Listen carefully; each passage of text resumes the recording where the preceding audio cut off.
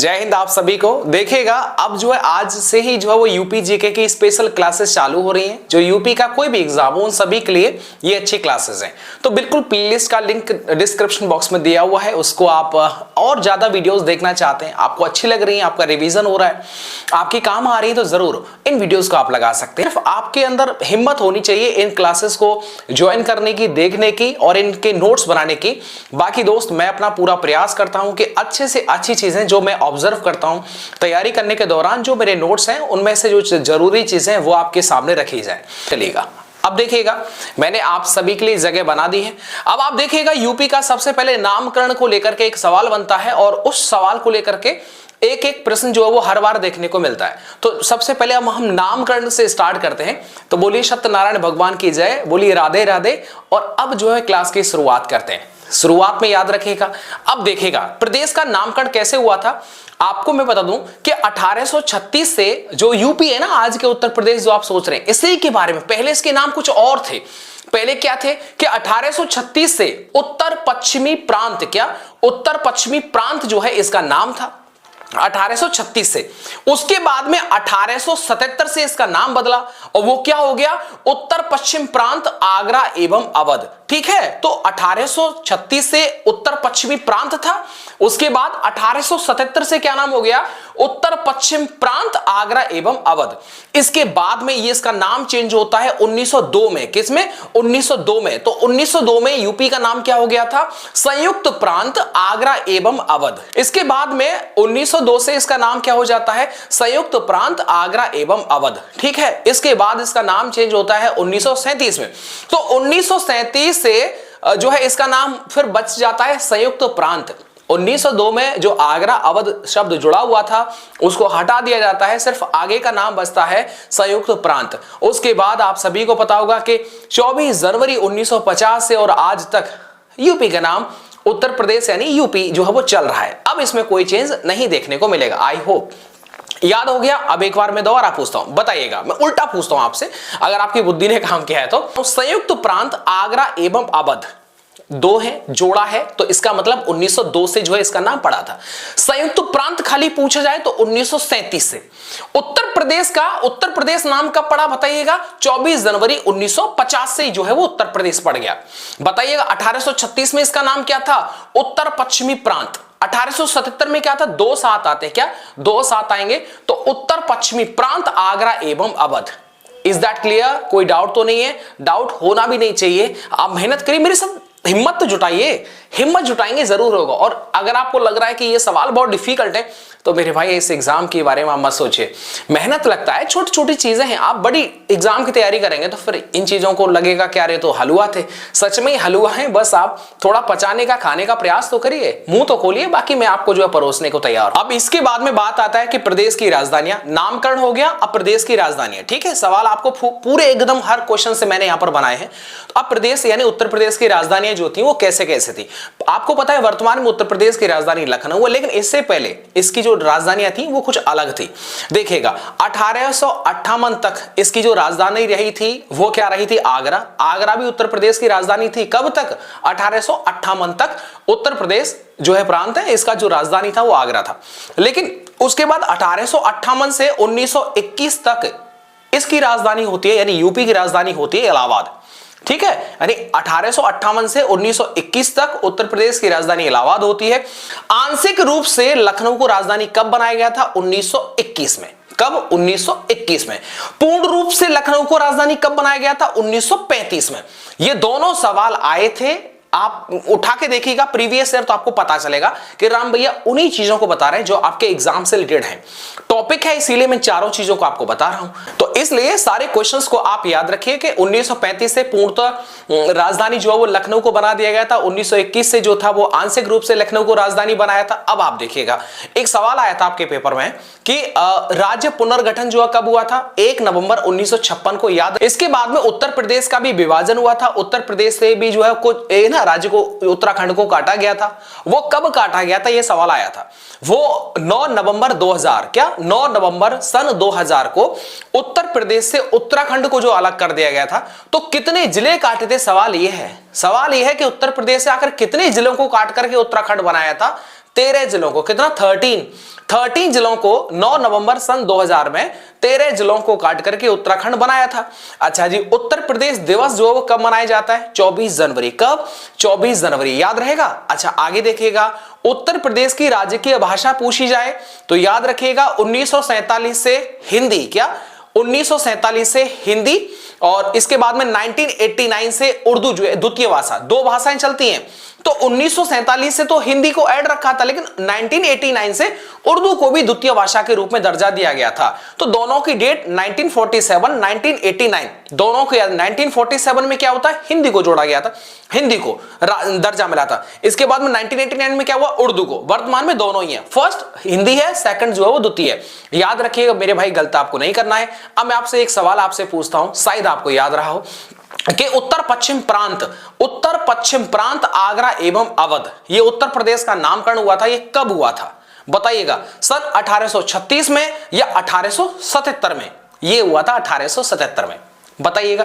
अच्छा, लखनऊ को पूर्णतः उत्तर प्रदेश की राजधानी कब बनाया था? यह सवाल मैं कमेंट के लिए आपसे छोड़ देता हूं। पता चलेगा कि आपने यहां तक इन चीजों को जो है पढ़ा था, तो मैं सेटिस्फाई रहूंगा कि मेरी मेहनत जो है वसूल हो रही है। अब आप देखिएगा, राज्य के चिन्ह के बारे में आपसे सवाल पूछा जाएगा तो क्या होता है? एक व्रत होता है, उसके अंदर 2 मछलियां होती हैं और एक तीर धनुष होता है। ठीक है, ये जो चिन्ह था वो 1938 के अंदर स्वीकृत हुआ था। व्रत है, 2 मछलियां हैं और एक तीर धनुष है।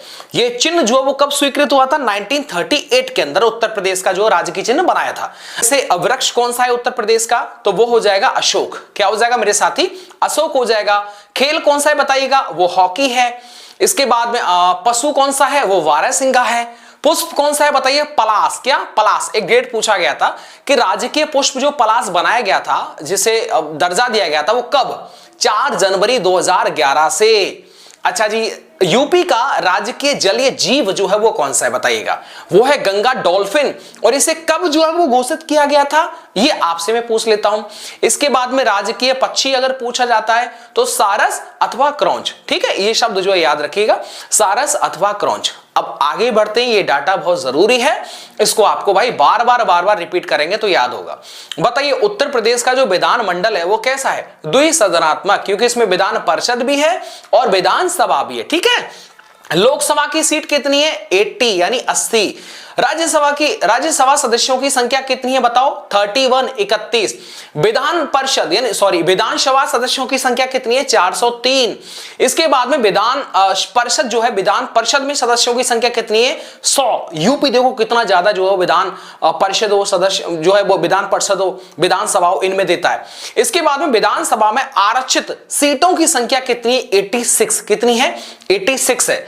अच्छा, यूपी के अंदर मंडलों की संख्या कितनी है? 18। नौकरी लगेगा तो मंडलों से आपको जो है वो काफी रूबरू होना पड़ेगा, जिसमें 18वां जो मंडल बना था वो अप्रैल 2008 के अंदर जो है 18वां मंडल जो है वो घोषित किया गया था।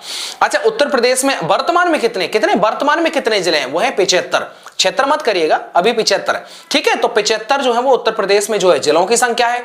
अभी देखिएगा, अगर तहसीलों की संख्या पूछी जाए तो ये 351 है। चलो मैं आपसे एक सवाल पूछता हूं, मुझे ये बताइए, उत्तर प्रदेश का जो राजकीय चिन्ह है, क्या उत्तर प्रदेश का जो राजकीय चिन्ह है उसके अंदर एक व्रत के अंदर कितनी मछलियां हैं बताओ? 2 या 4? 2 मछलियां। कितनी है? 2 मछलियां। ठीक है, और एक जो है वो तीर धनुष हो जाएगा। ये चिन्ह कब स्वीकृत किया गया था? 1938 यानी 1938 को। याद रहेगा? चलो आगे। सर्वाधिक मतदाताओं वाला जो विधानसभा क्षेत्र है वो गाजियाबाद है। इसके बाद में सबसे कम मतदाता वाला विधानसभा क्षेत्र कौन सा है? वो है आर्यनगर। अच्छा, आर्यनगर का पुराना नाम बताइएगा। सर्वाधिक विधानसभा की जो सीटें हैं वो किस जिले के अंदर हैं? वो प्रयागराज के अंदर 12 सीट। इसके बाद में सबसे कम जो विधानसभा की सीटों वाला जो जिला है वो कौन सा है? श्रावस्ती, जिसके अंदर 1 विधानसभा की सीट है।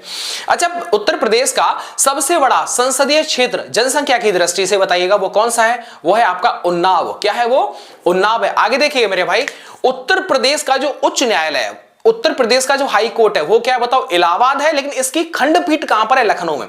तो खंडपीठ लखनऊ में है, जबकि उत्तर प्रदेश का हाई कोर्ट जो है वो इलाहाबाद में है। ठीक है, अच्छा बताओ, प्रदेश यानी उत्तर प्रदेश का सबसे बड़ा मंडल कौन सा है? देखो, मंडल की मैं बात करता हूं जिनके अंदर 6-6 जिले आते हैं, उनको आप याद रख लीजिएगा। लखनऊ, कानपुर, मेरठ, ये सबसे बड़े मंडल है, क्योंकि इनके अंदर 6-6 जिले जो है वो आपको देखने को मिलते हैं। टोटल मंडल है 18, लेकिन सबसे बड़े जो मंडल है वो मेरठ, कानपुर और लखनऊ हो जाएगा, जिनके अंदर 6-6 6 जिले आते हैं। याद रखिएगा, प्रयास करिएगा कि ज्यादा से ज्यादा सवालों के नोट्स आप बना सकें। एक सवाल मैंने आपसे पूछा था, वो आप मुझे बताना कि वो उत्तर प्रदेश का वो कौन सा जिला है जिसके अंदर विधानसभा की सीटें सबसे ज्यादा हैं। बताओ जल्दी से, वो कौन सा है? वो है आपका प्रयागराज। कौन सा है वो? प्रयागराज।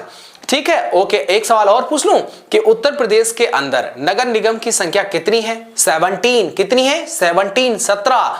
और लेटेस्ट वाली 17 नंबर की जो नगर निगम बनाई गई थी वो कौन सी थी? वो आप जरूर कमेंट करके बताइएगा। चलो आगे चलते हैं, इजाजत दीजिएगा, आगे बढ़ते जाइएगा। क्या आगे बढ़ते जाइए? अभी तो यूपी स्टैटिक जीके का बहुत पोर्शन है जो मुझे आपको करवाना है। स्टैटिक जीके का भी वीडियो के लिए आप जरूर कमेंट करेंगे मेरे भाई। बिल्कुल प्रयास करूंगा कि जब भी मुझे समय मिलेगा, दिन में रात में, आपके लिए कंटेंट तैयार करना, और जो चीजें मुझे लगता है कि आपके एग्जाम के लिए जरूरी हैं वो चीजें मैं आप तक जो डिलीवर करूंगा। अब देखिएगा, कुछ चीजें ऐसी हैं जो आपको याद करनी पड़ेंगी, आपके सिर में दर्द कर देंगे, लेकिन मेरे भाई याद करना पड़ेगा। एग्जाम में अगर नंबर जो यूपी जीके से नहीं काटना है ना, तो फिर आपको याद करना पड़ेगा। जैसे देखिएगा, उत्तर प्रदेश का सबसे छोटा मंडल मैंने आपको बताया, सबसे बड़ा कौन सा होता है? लखनऊ है, मेरठ है, इधर आपका कानपुर है। ठीक है, जिनके अंदर आपको 6 जिले देखने को मिलते हैं। लेकिन सवाल यह है कि उत्तर प्रदेश के वो छोटे मंडल कौन से हैं? वो है एक आपका मिर्जापुर है, दूसरा है आजमगढ़, मिर्जापुर, आजमगढ़, बस्ती, इसके बाद में झांसी और सहारनपुर। ठीक है, एक बार दोबारा बोलता हूं, मिर्जापुर, झांसी, सहारनपुर, आजमगढ़, बस्ती। ये जो जिले हैं ना, ये जो मंडल है, सॉरी ये मंडल है, इनके अंदर 3-3 जिले आते हैं। सहारनपुर मंडल के अंदर 3 जिले आते हैं। बताओ जल्दी कमेंट करके बताओ कौन कौन से हैं। झांसी मंडल के अंदर 3 जिले आते हैं, मिर्जापुर के अंदर 3, आजमगढ़ के अंदर 3 और बस्ती के अंदर 3 जिले पड़ते हैं। तो सबसे छोटे जो मंडल है वो मैंने आपको बता दी। ये बहुत छोटी चीजें हैं। लग रहा होगा आपको भैया ये तो बहुत बड़ी चीज, नहीं भाई, ये छोटी चीजें। जब उत्तर प्रदेश के पहले जो मुख्यमंत्री थे वो कौन थे? पंडित गोविंद वल्लभ पंत। कौन थे? पंडित गोविंद वल्लभ पंत। ये उत्तर प्रदेश के पहले मुख्यमंत्री थे। उत्तर प्रदेश के पहले राज्यपाल कौन थे? श्रीमती सरोजनी नायडू। कौन थी? उत्तर प्रदेश की पहली जो राज्यपाल थी वो श्रीमती सरोजनी नायडू थी। उत्तर प्रदेश की पहली महिला मुख्यमंत्री सुचेता कृपलानी थी। कौन थी? सुचेता कृपलानी थी। अच्छा, इसके बाद में उत्तर प्रदेश की दूसरी महिला मुख्यमंत्री कौन थी? ये आपको बता दूं, सुश्री मायावती। कौन थी? कौन थी? मायावती जी थी। तो ये दूसरे नंबर की जो मुख्यमंत्री बनी थी महिला। पहली महिला मुख्यमंत्री उत्तर प्रदेश की सुचेता कृपलानी, और दूसरी जो थी वो मायावती जी थी। ठीक है, अब आपको पता है वर्तमान में मुख्यमंत्री कौन है? ये 2017 से आज तक चल रहे हैं आदित्यनाथ योगी जी, यानी योगी बाबा, बुलडोजर बाबा के नाम से फेमस है। तो ऐसे में इन चीजों को आपको बिल्कुल भूलना नहीं है, बार बार रिवीजन करना है, याद करना है।